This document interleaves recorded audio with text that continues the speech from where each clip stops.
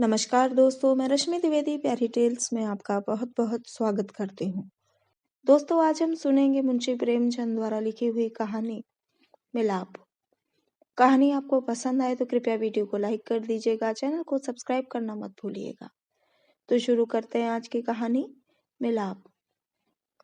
लाला ज्ञानचंद बैठे हुए हिसाब किताब जांच रहे थे कि उनके सुपुत्र बाबू नानक चंद आए और बोले, दादा, अब यहाँ पड़े पड़े जी उगता गया। आपकी आज्ञा हो तो मैं सैर को निकल जाऊं, 2-1 महीने में लौट आऊंगा। नानक चंद बहुत सुशील और नवयुवक था। रंग पीला, आंखों के गिर्द हल्के स्याह धब्बे, कंधे झुके हुए।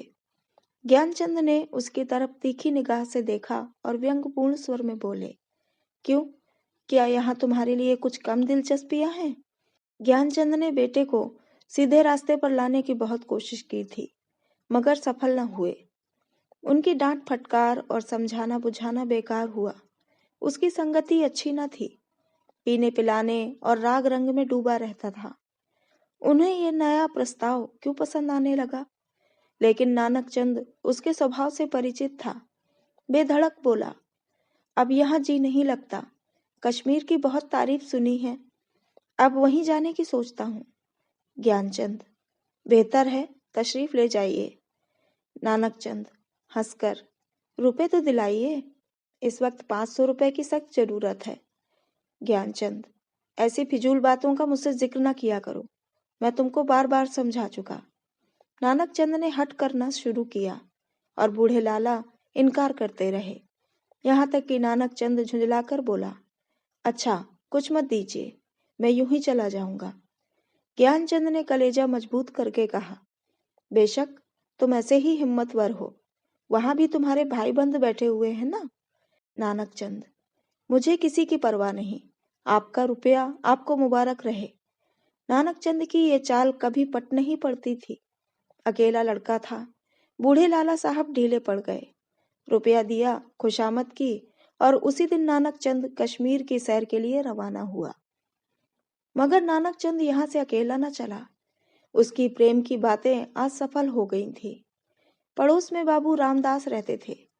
बेचारे सीधे साधे आदमी थे।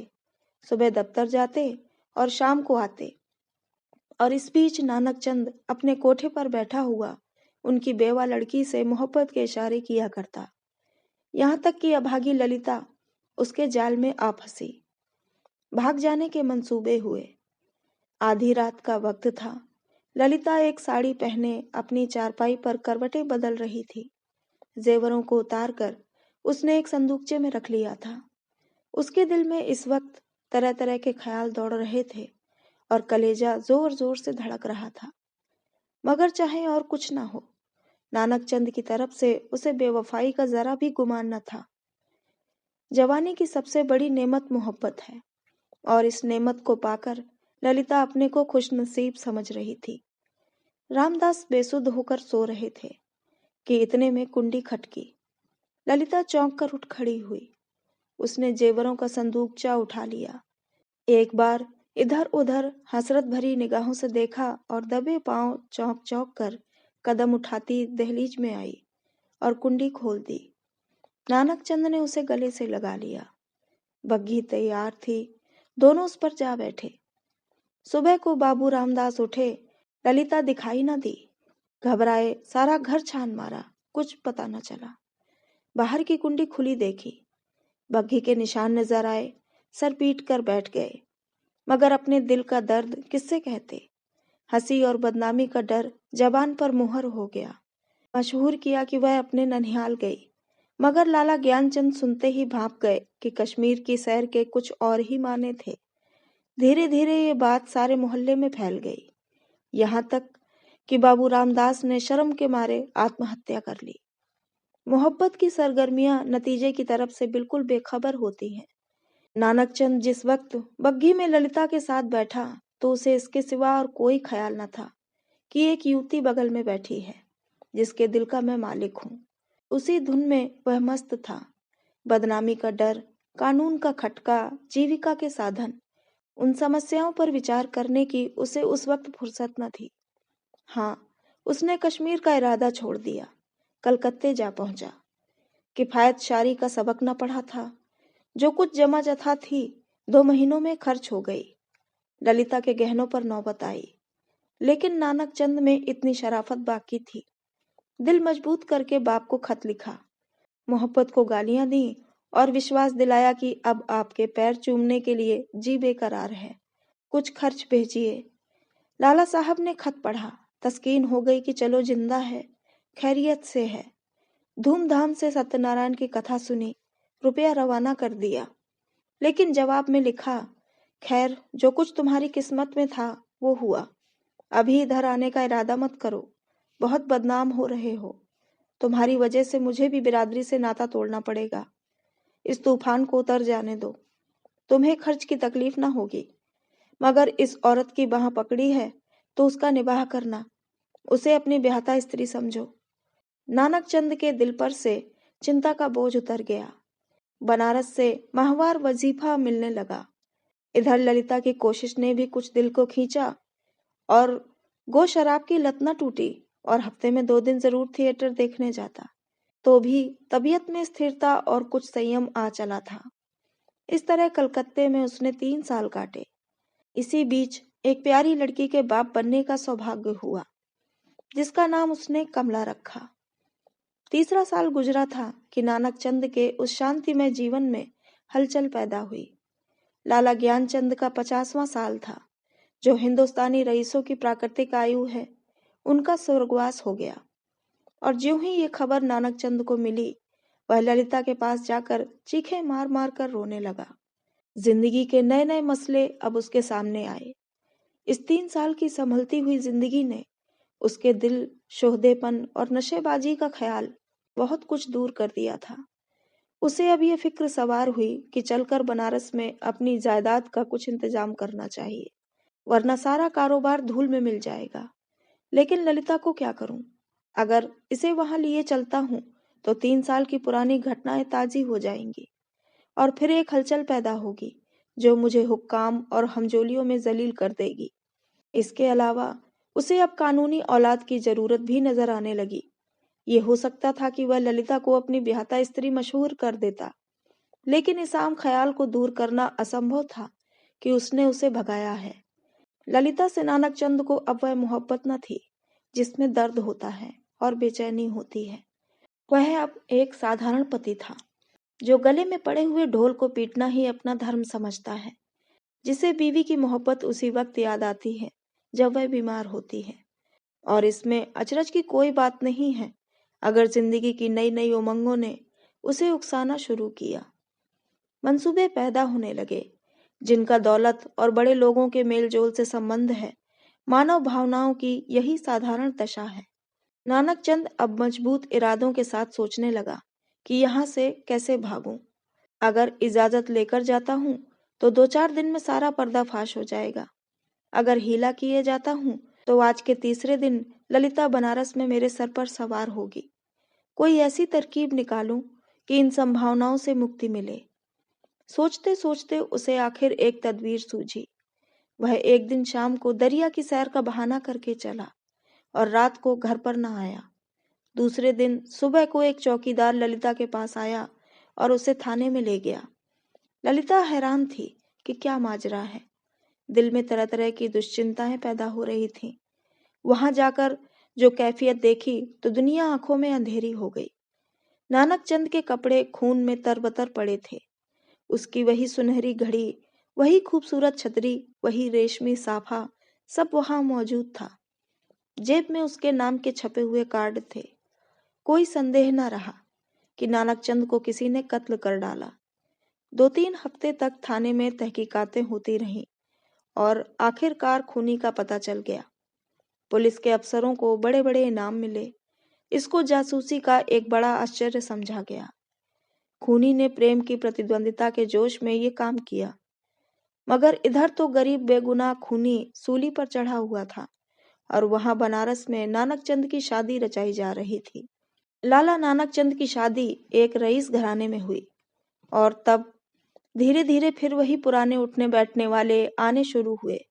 फिर वही मजलिसें जमी, फिर वही सागर और मीना के दौर चलने लगे। संयम का कमजोर अहाता इन विषय वासना के बंटवारों को न रोक सका। हाँ, अब इस पीने पिलाने में कुछ पर्दा रखा जाता था और ऊपर से थोड़ी सी गंभीरता बनाए रखी जाती है। साल भर इसी बहार में गुजरा। नवेली बहू घर में कुड़कुड़ कर मर गई। तपेदिक ने उसका काम तमाम कर दिया।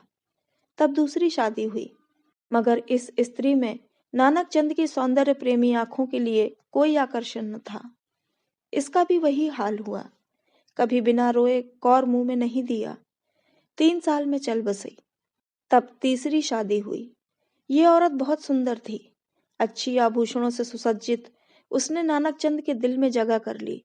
एक बच्चा भी पैदा हुआ था और नानक चंद गृहस्थिक आनंदों से परिचित होने लगा था। दुनिया के नाते रिश्ते अपनी तरफ खींचने लगे, मगर प्लेग ने सारे मंसूबे धूल में मिला दिए। पति प्राणा स्त्री मरी।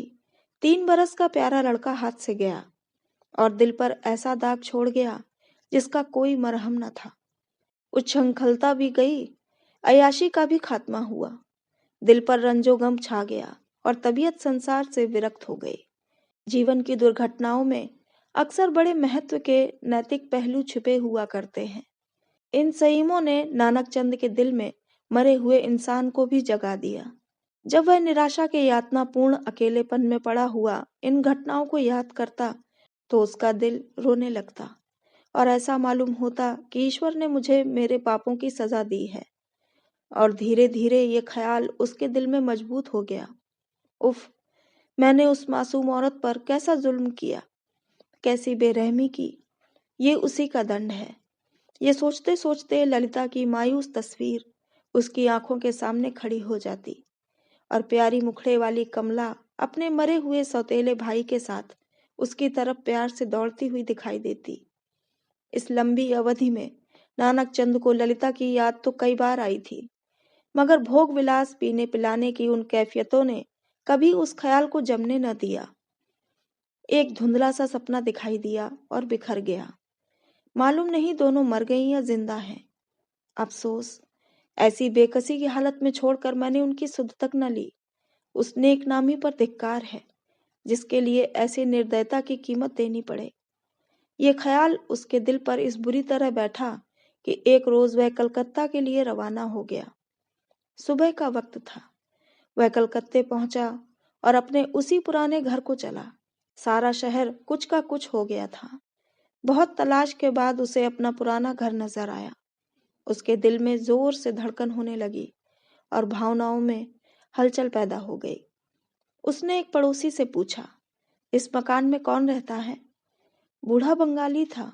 बोला, हम ये नहीं कह सकता कौन है कौन नहीं है। इतना बड़ा मुल्क में कौन किसको जानता है। हाँ, एक लड़की और उसका बूढ़ा माँ, 2 औरत रहता है। विधवा है, कपड़े की सिलाई करता है। जब से उसका आदमी मर गया तब से यही काम करके अपना पेट पालता है। इतने में दरवाजा खुला और एक 13-14 साल की सुंदर लड़की किताब लिए हुए बाहर निकली। नानक चंद पहचान गया कि ये कमला है। उसकी आंखों में आंसू उमड़ आए। बेअख्तियार जी चाहा कि उस लड़की को छाती से लगा ले। कुबेर की दौलत मिल गई। आवाज को संभाल कर बोला, बेटी, जाकर अपनी माँ से कह दो कि बनारस से एक आदमी आया है।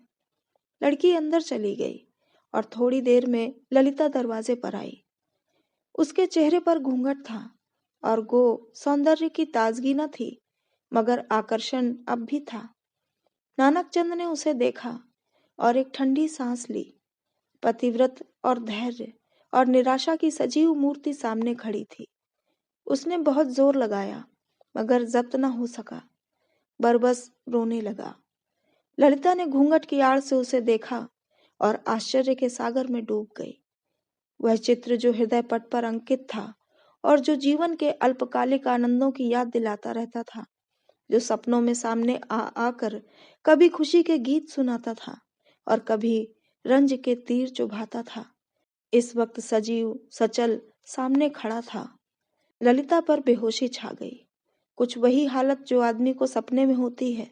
वह व्यग्र होकर नानक चंद की तरफ बढ़ी और रोती हुई बोली, मुझे भी अपने साथ ले चलो। मुझे अकेले किस पर छोड़ दिया है। मुझसे अब यहाँ नहीं रहा जाता। ललिता को इस बात की जरा भी चेतना न थी कि वह उस व्यक्ति के सामने खड़ी है जो एक जमाना हुआ मर चुका, वरना शायद वह चीखकर भागती। उस पर एक सपने की सी हालत छाई हुई थी।